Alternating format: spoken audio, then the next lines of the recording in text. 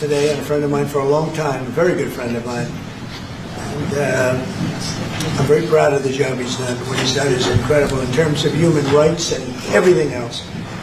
And he's the Crown Prince, the future king, and I just want to pay my greatest respect to your father, King, who is an amazing man. I met him early on. He greeted me at the airport at an age that was pretty high up there, and it was about 117 degrees, and he was standing on the red carpet as I came out of the plane, and he's amazing. And when I met his brilliant son, it was at the Oval Office. Shortly thereafter, you came in representing the country, and I called the father. I said, "This guy is fantastic."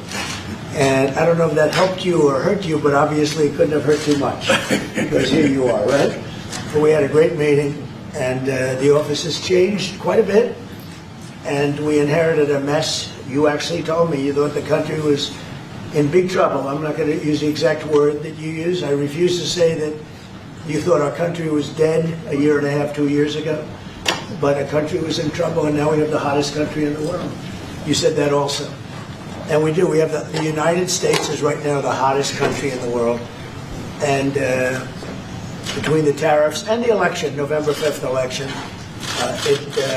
we've done things that nobody can believe. $21 trillion will be the amount invested in the United States or committed to invest in 1 year. So I'm here 9 months, and we're up to almost $18 trillion. Biden, as an example, the Biden administration, if you call it that, it's not to me, it was the Biden lack of administration. There were less than $1 trillion for 4 years. We're going to be $21 trillion for 1 year. I think that's hard to believe. The biggest in history was a certain country, $3 trillion. We're going to be $21 trillion. On top of that, prices are coming down. We inherited a mess with high prices. The worst inflation in the history of our country. We had inflation that was a single full 4 years, the worst inflation in the history of the United States. Gas prices through the roof, and that's after destroying our petroleum reserve, which was meant for wars and big emergencies, not to try and win an election. They opened up the reserve so that people get $3 less in gasoline, and it didn't work. They got about 3 cents less. Because as big as those reserves are, they're peanuts when you're talking about that kind of traffic. And we're rebuilding the reserves. We're doing all of this, and we've done a job. We're also bringing down prices very substantially, and we've already brought them down very, very substantially. Gasoline is way down.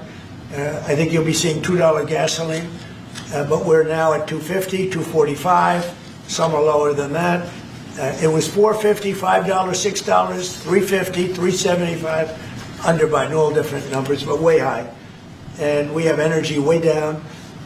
But the biggest thing to me, because I know what it means in jobs, is the fact that we're at over $17 trillion, Scott, and we expect to be around $21 trillion in 1 year.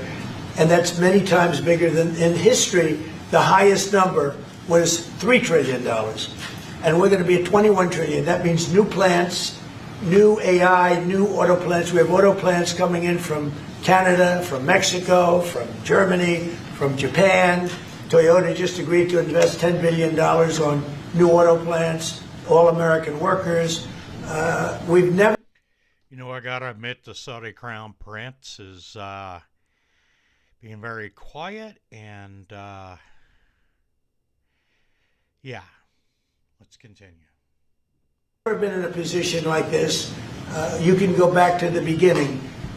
Our country has never been in a position like this, and it really is because of the fact that we use tariffs to bring all this money in. And you're going to see the results in a year when these plants start to open up. We have more plants under construction now than at any time in the history of our country. And these are big plants. These are the biggest plants anywhere in the world. And I want to thank you because you've agreed to invest $600 billion into the United States. And because he's my friend, he might make it $1 trillion, but I'm going to have to work on him. But it's 600.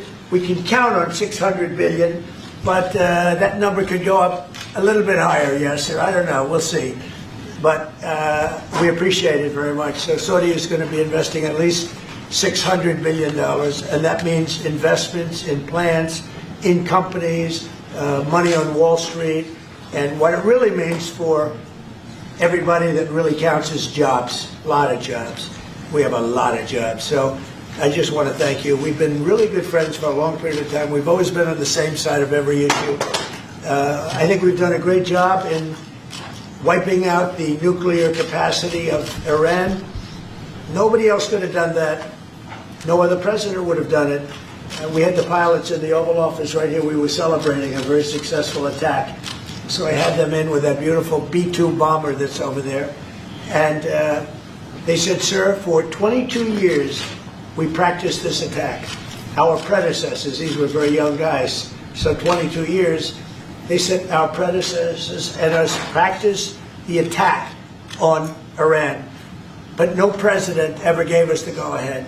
3 times a year they went out and they practiced the attack. Nobody let us do it until you came along, and I let them do it because it was the right thing to do. You can't have a nuclear Iran. And so we put you in a very good position. But I just want to say it's an honor to be your friend, and it's an honor that you're here. And if you'd like to say a few words, but thank you very much. Well, thank you, Mr. President. This relation has been a relation for about 9 decades, and we've been working together for a long time. But today it's a very important time in our history because there's also a lot of things that we're working in the future. We believe in the future of America. We believe in what you're doing, Mr. President, is really creating a lot of good things and good foundation to create more economic growth, more business in America, and also your work for the world peace. I believe, Mr. President, today and tomorrow we're going to announce that we are going to increase that $600 billion to almost $1 trillion of investment, real investment and real opportunity by details in many areas.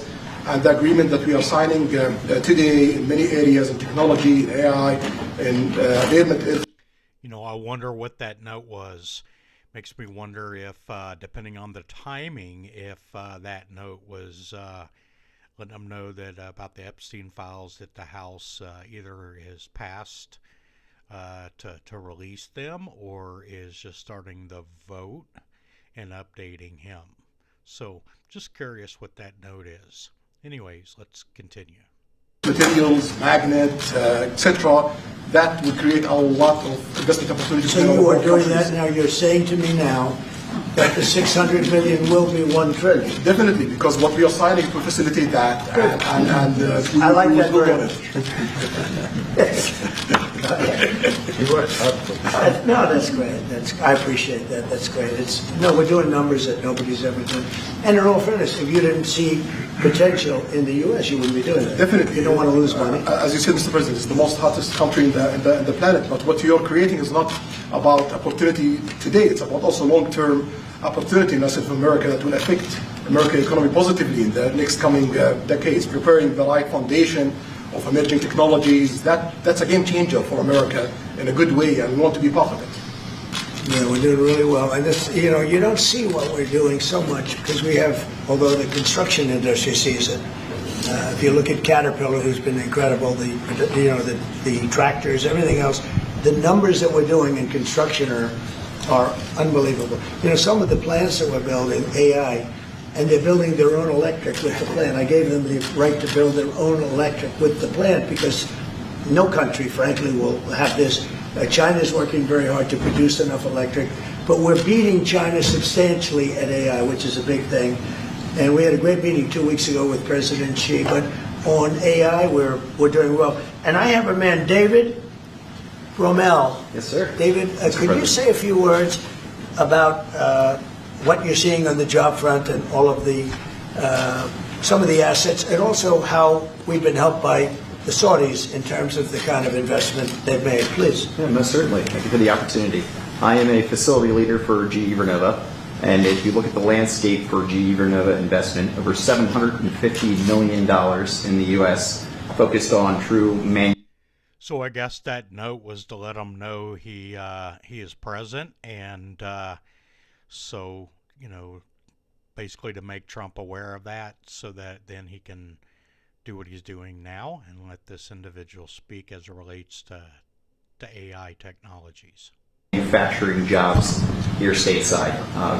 We're looking at tripling the output of our Greenville, South Carolina facility, where we make the gas turbines that are supporting U.S. needs as well as the Saudi Arabia needs. Right. So real jobs, 300. That's the first time I've heard anything for or toward Saudi Arabia outside of those F-35 news that came out, I don't know, within the last 48 hours. And so, I'm interested to see how both nations are collaborating instead of just the same rhetoric.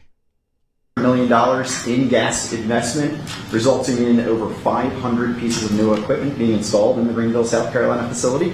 That translates into roughly 1,800 jobs across the board for GE Vernova as we try to scale capacity to be able to meet this demand. Along with that, we're partnering with local communities to build the skill set that's required to meet these capacity needs. So that talent pipeline is incredibly important. So it's real jobs in the manufacturing space. Well, you've been great, and thank you very much. And we love that state. I won that state by record numbers. I won a lot of states by record. Texas, a lot of them by Indiana. We're working with Indiana or something right now. We won that. We won a lot of them by records, but that was one of them. I want to thank you very much. Say hello to everybody. Great job. You're doing a great job. Thank you. Appreciate it, Mr. President. So, just in wrapping up, we'll take a couple of questions, but I want to just tell you what an honor it is to be your friend, and I very much appreciate the investment of now $1 trillion, okay? So I'm glad you got that out. I didn't want to be the one to tell them, but that's great news. You keep increasing, Mr. President. I know. Each time the opportunities are just increasing more and more. Well, the opportunities, we're doing better. If even if you look back 6 months ago, now all of a sudden you feel even better. So, and I think we're only going to go in one way. Does anybody have any questions? Mr. President, have you approved the export licenses for Now, here you go. This gets to the good stuff, I'm sure. advanced chips to Saudi Arabia? The export licenses? We are working on that. We're negotiating that right now. Marco, do you want to talk about that, or Scott? Okay, well, that's part of what we may have announcements on that later today, but that's what we've been working on is the mechanics by which something like that could be achieved, and it's part of the broader process, part of this broader engagement and cooperation between our two countries. Certain levels of chips. Yeah. And for the Crown Prince, Your Royal Highness, you're talking about $1 trillion of investment. Could the kingdom continue to do that with oil prices in the mid-60s? Yeah, we are not creating fake opportunities to, please America, please President Trump. It's real opportunities. For example, when you ask about the AI and the chips, Saudi Arabia have a huge demand a huge need of computing power, and we're going to spend in the short term around $50 billion by consuming those semiconductors for our needs in Saudi Arabia. And with the agreement that we're going to have with South America, that will allow us to focus that consuming power in the short term by $50 billion from the South America, and long term with hundreds of billions of dollars in the long term. So there's a lot of real opportunities that fit to our needs in Saudi Arabia and fit to our investment strategy. Mr. President, is it appropriate, Mr. President, for your family to be doing business in Saudi Arabia while you're president? Is that a conflict of interest? And Your Royal Highness, the U.S. intelligence concluded that you orchestrated the brutal murder of a journalist. 9/11 families are furious that you are here in the Oval Office. Who are you with? Why should Americans trust Who are you with? And the same to you, Mr. President. Now, who are you with? I'm with ABC News, sir. You with who? ABC News, sir. Fake news. ABC fake news. One of the But the worst. question is One of the legitimate, worst sir. in the business. But I'll answer your question. Thank you. I have nothing to do with the family business. I have left, and when I've devoted 100% of my energy. What my family does is fine. They do business all over. They've done very little with Saudi Arabia, actually. I'm sure they could do a lot. And anything they've done has been very good. That's what we've done. We've built a tremendous business for a long time. I've been very successful. I decided to leave that success behind and make America very successful. And I've made America more successful by far than it ever was, and that it ever could have been, no matter who was president. There would be nobody bringing in $21 trillion, that I can tell you right now. As far as this gentleman is concerned, he's done a phenomenal job. You're mentioning somebody that was extremely controversial.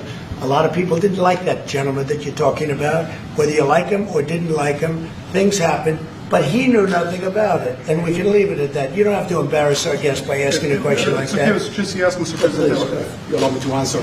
You know, I feel painful about, you know, the families of 9/11 in America, but, you know, we have to focus on reality. Reality based on CIA documents and based on a lot of documents that Osama bin Laden used Saudi people at that event for one main purpose, is to destroy this relation, to destroy the American-Saudi relation. That's the purpose of 9/11. So whoever buying that means they are helping Osama bin Laden's purpose of destroying this relation. He knows that strong relation between America and Saudi Arabia is bad for extremism, it's bad for terrorism. And we have to approve him wrong and to build our relation, to continue developing our relation. It's critical in the safety of the world, it's critical against extremism and terrorism. About the journalists, it's really painful to hear, you know, anyone that been losing his life for, you know, no real purpose or nothing illegal way, and it's been painful for us in Saudi Arabia. We've did all the right steps of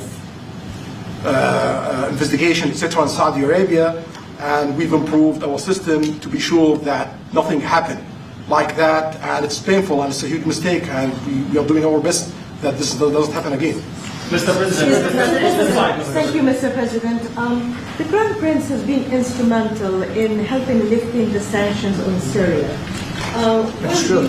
Will there be any joint investment between the U.S. and Syria? And will you visit the Are you from Syria? No, but Where are you from? I'm from Palestine. Oh, making a lot of progress, huh? Very good. Well, they like I have the Palestinians Crown like Prince me. as well after you, The sir. Palestinians are doing very well, actually. I think we're working very closely with a lot of people that make everybody happy, including Israel, the Palestinians, and everybody. That's very interesting. No, I think that I will tell you, the Crown Prince called me, and he specifically asked me if I would lift the sanctions on Syria, because he wants to see Syria make it. As you know, the leader of Syria was just here. We had a great meeting, and he's a strong guy, and I guess you need a strong person to run it. And I think Syria's made tremendous progress. And we did lift the sanctions at the request of the Crown Prince. Also, the President of Turkey, Erdogan, called me specifically. He said, you know, if you don't lift the sanctions, Syria doesn't have a chance. If you do, they have a very good chance. And between the two of them and some others, I lifted the sanctions.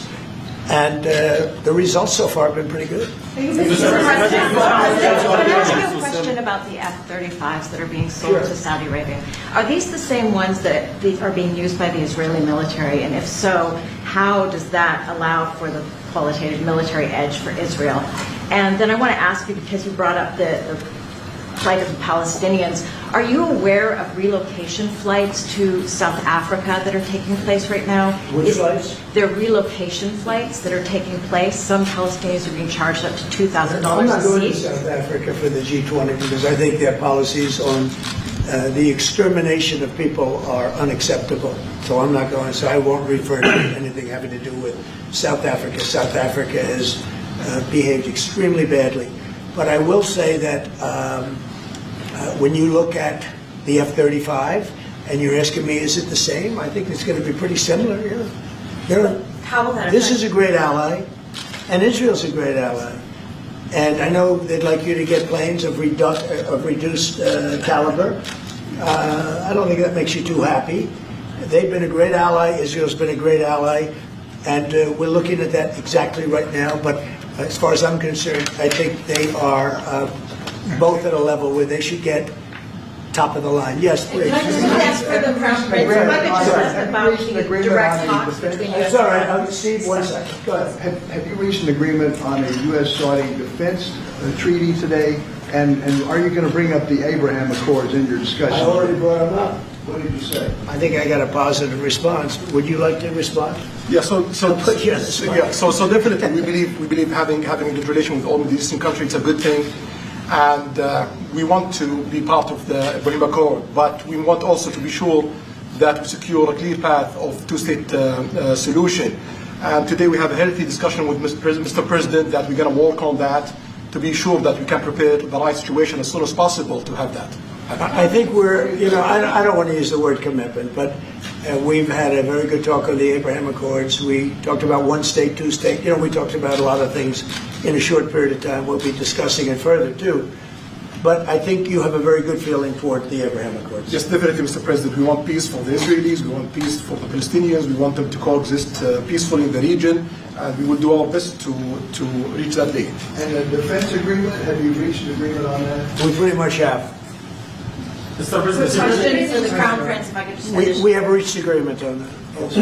I wanted to ask you about the direct talks between the United States and Iran. Have you been fully briefed on that, and are you concerned at all about how this might impact Saudi security interests? When we are close ally, we'll be working closely together on that issue, and we will do our best to help to reach a deal between the rest of America and Iran. And we believe it's good for Iran's future to have a good deal that will satisfy the region and the world and the rest of America. So we will do our best to see that day happen. And by the way, Iran does want to make a deal. I can say I think they very badly want to make a deal. I am totally open to it. And we're talking to them, and we start a process. But it would be a nice thing to have a deal with Iran. And we could have done it before the war, but that didn't work out. And something will happen there, I think. But they would very much like, they may say something else, but they would very much like to have a deal. Mr. President, you are going to sell 35 F-35 jets. You said you are planning to sell the F-35 jets to Saudi Arabia. Yeah. Is it part of the security agreement? And how you assess the defense partnership between Saudi Arabia and the United States? And the question for I just said it, though. We're going to sell them F-35s. That's the only big question. Is it part of the security agreement or no?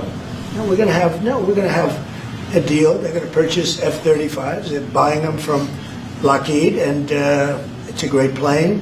We make, by the way, the best military equipment. You saw that during the Iran little skirmish. We make the best planes, the best missiles. We make the best offensive missiles. We make the best military equipment in the world. Nice.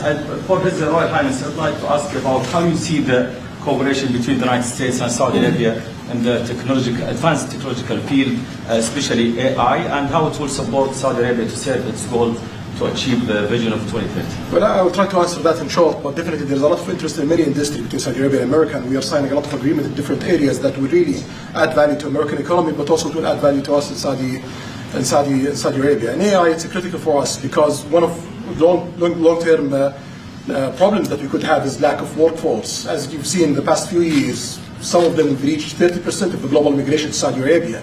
So we know that to assure the Saudi Arabia GDP growing, with the lack of workforce that we have, we need to use a lot of computing power to replace job in the long term. So that's huge demand in Saudi Arabia, and we want to link it to American private sectors and getting the supply from America. So there's a lot of opportunities in that area. And we're also involved in AI in Saudi Arabia. So we're working, and we're leading by a lot on AI. Actually a lot. China would be in second place, but we're leading by a lot. And I have to say this, and our relationship with China has been very good. And as far as buying our farm products, they're pretty much on schedule, Scott. I'd like you to call them, say if they could speed it up. Sir. Okay, but they're pretty much on schedule. Mr. President, please. If I may, I have a question for both the Crown Prince. Who are you? Faisal Abbas from Arab News, Saudi Arabia, Your Excellency. You should be a friendly question.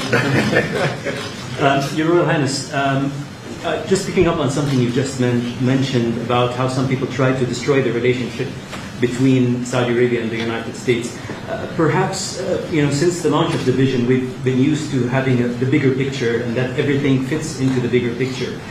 Might you want to elaborate a little bit about where is the relationship, the bilateral relationship, the strategic partnership between Saudi Arabia and the United States heading, and what's the big picture there?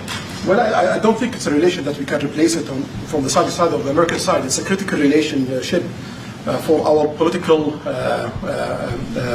attempt, for our economical attempt, for our security, for our military, for many things. And it has been there for 9 decades, and the opportunities that we have today, it's huge, and it seems that it's going to get deeper in the next few decades. And what we are having today and tomorrow with President Trump, it's really a huge new chapter on this relation that will add value to both of us. You know, when you think about it, I'm just sitting here. You're with the future king, a man who's respected by everybody, a man that doesn't have to be doing this, really. I don't have to be doing it either.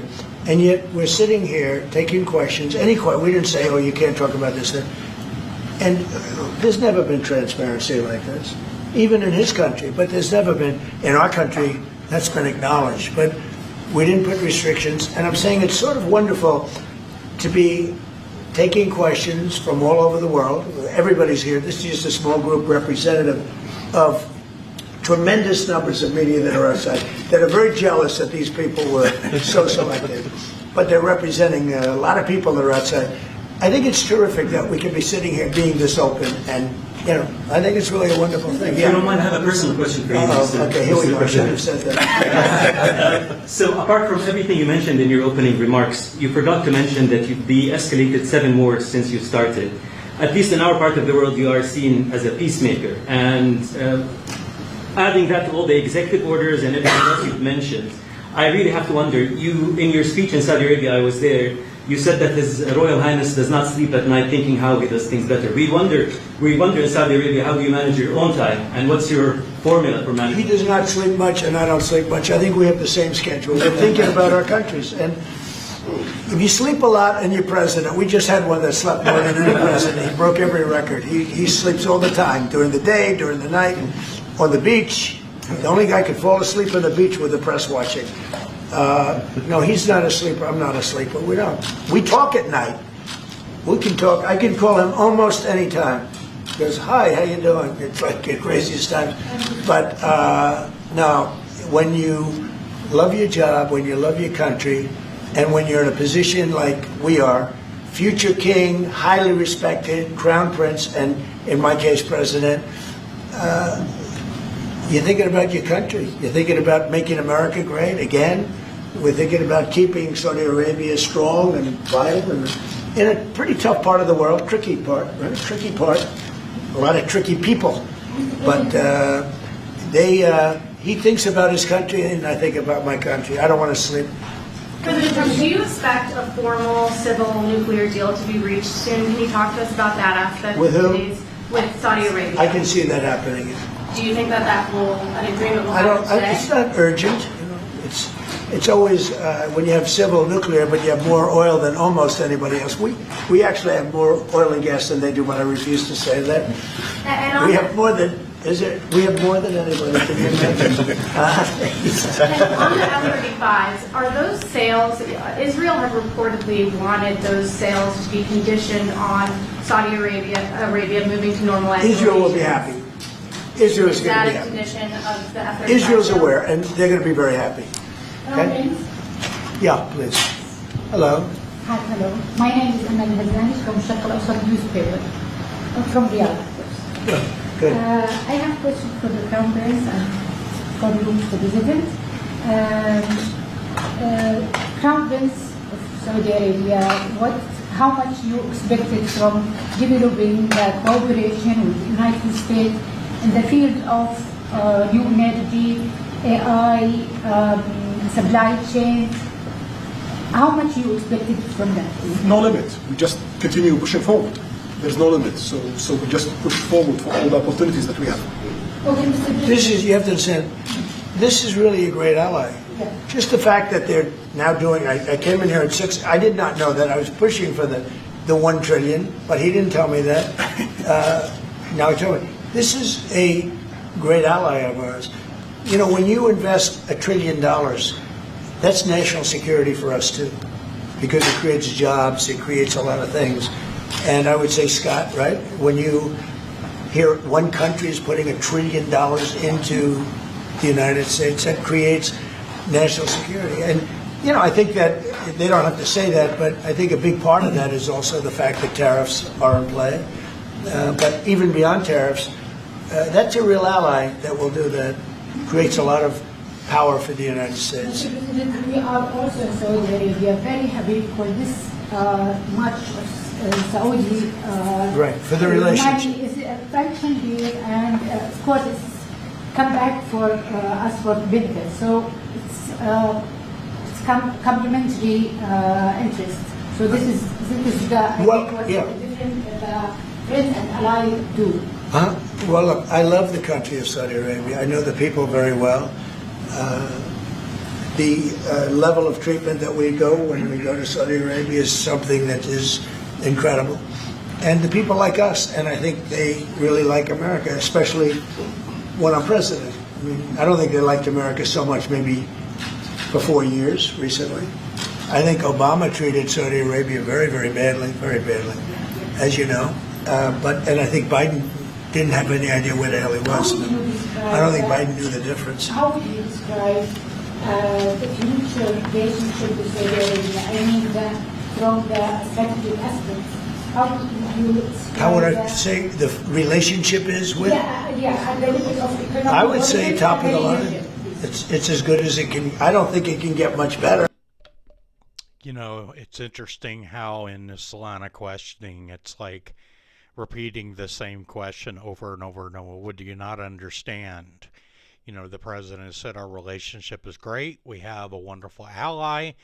And, you know, with previous administrations, it from his opinion, it wasn't always at the stage that it is now. They're making deals to bring jobs and industries to the United States, as well as F-35s going to Saudi Arabia, as well as helping when it comes to the Abraham Accord. So when it comes to the relationship, you know, it's pretty obvious that right now both parties see eye to eye on a lot of different subjects. So it's just that person needs to shut up. We have a country that trusts us, and that's why they make that investment. If they didn't trust us, they couldn't make that investment. And we trust them. They've been very reliable. Now I rebuilt our military in my first term, and we spent trillions of dollars, and we gave away some of it in Afghanistan stupidly because we had stupid people running our country. But we gave away. But it's, as much as it was, it's a tiny fraction of what we put here. And we're bringing our military to a new level, the highest level ever. We have those plants are going out. And again, it's all American jobs and everything, so it's good for a lot of reasons. But as far as Saudi is concerned, no, I don't think our relationship could be better. I don't think they had a great relationship under Biden, and I don't think they had a great relationship under Obama. But they have a great relationship under Trump. When we did the Presidential Walk of Fame, you saw that, right? And we're walking, and I asked the Crown Prince, so outside of Trump, because I blow everyone away, who was the best president for Saudi Arabia? And you could, maybe, it's an interesting answer, I don't know. Roosevelt, who started it, Democrat, and Reagan, he's one of the historical presidents that have close ties with Saudi Arabia. But we've worked with all presidents. Does Trump blow them all away? It's another league, Mr. President. And Trump doesn't give a fist pump. I grab that hand. I don't give a hell where that hand's been. I grab that hand. Remember Biden? He travels for 20 hours, gets out, and he gives the fist pump. No. When you get out of the plane, you got the future king and the man who's one of the most respected people in the world, you shake his hand. You don't give him a fist pump, right? We don't want to ask you about that, but I can't imagine you were thrilled. You were like a little bit surprised. He's a fantastic guy. You don't do that. Yeah, please. We're getting closer to the end of the year. Have you started the interviews for the Fed chair? Yes. Who have you interviewed? I think I already know my choice. Who is it? Well, I liked him, but he's not going to take the job. He refused. You like Treasury better, right? Much better, sir. So we are talking to various people, and frankly, I'd love to get the guy currently in there out right now. But people are holding me back. He's done a terrible job, hurting housing a little bit.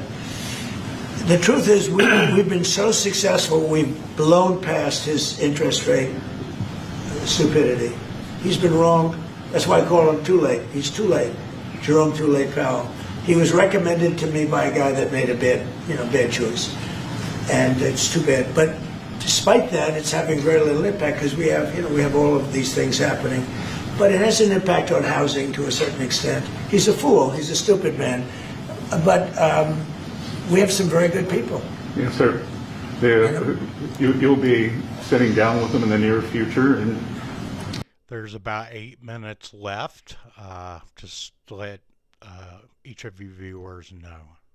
We have some surprising names, and we have some standard names that everybody's talking about. And we may go the standard way. It's nice to every once in a while go politically correct. But we have some great names. Steve, have they talked to President Maduro of Venezuela yet? Are you still open to that? He wants to talk. Yes, sir. Yeah, I'm open to talk. I talk to everybody. But no, he wants to. They treated us very badly.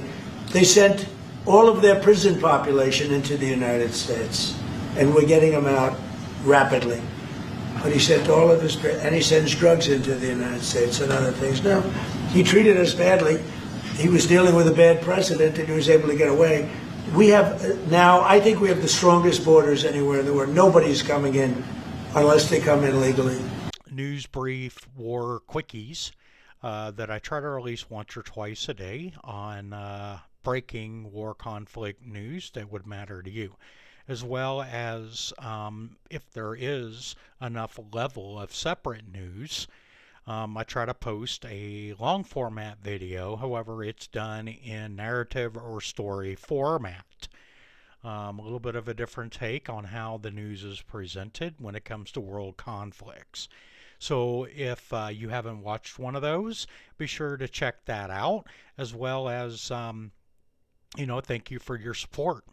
Let's get on with this video. People came in. For the last 6 months, I mean, I don't do these reports. They say 0 people have been able to come in. Is that pretty good? I don't know if that number's right, but it's pretty good. Mr. President, why wait for Congress to release the Epstein files? Why not just do it now? You know, it's not the question that I mind, it's your attitude. I think you are a terrible reporter. It's the way you ask these questions. You start off with a man who's highly respected, asking him a horrible, insubordinate, and just a terrible question. And you could even ask that same exact question nicely. You're all psyched up. Somebody psyched you over at ABC. They're going to psych it. You're a terrible person and a terrible reporter. As far as the Epstein files is, I have nothing to do with Jeffrey Epstein. I threw him out of my club many years ago because I thought he was a sick pervert. But I guess I turned out to be right. But you know who does have? Bill Clinton, Larry Summers, who ran Harvard, was with him every single night, every single weekend. They lived together. They went to his island many times. I never did. Andrew Weissman, I hear. All these guys were friends of his. You don't even talk about those people. You just keep going on the Epstein files. And what the Epstein is a Democrat hoax to try and get me not to be able to talk about the $21 trillion that I talked about today. It's a hoax. Now, I just got a little report, and I put it in my pocket, of all the money that he's given to Democrats. He gave me none, 0, no money to me. But he gave money to Democrats. And people are wise to your hoax. And ABC, your company, your crappy company, is one of the perpetrators. And I'll tell you something. So why not just sign it now? I think the license should be taken away from ABC because your news is so fake and it's so wrong. And we have a great commissioner, chairman, who should look at that, because I think when you come in and when you're 97% negative to Trump and then Trump wins the election in a landslide, that means obviously your news is not credible and you're not credible as a reporter. So I've answered your question. You should go and look at the Democrats who received money from Epstein, who spent their time. Larry Summers was with him all the time. That creep, the fund guy, was with him all the time. What's his name? Reid Hoffman. Reid Hoffman. I don't know Reid Hoffman. but I know he spends a lot of money on the radical left. Reid Hoffman, in my opinion, should be under investigation. He's a sleazebag. And those are the people, but they don't get any press, they don't get any news, and you're not after the radical left because you're a radical left network.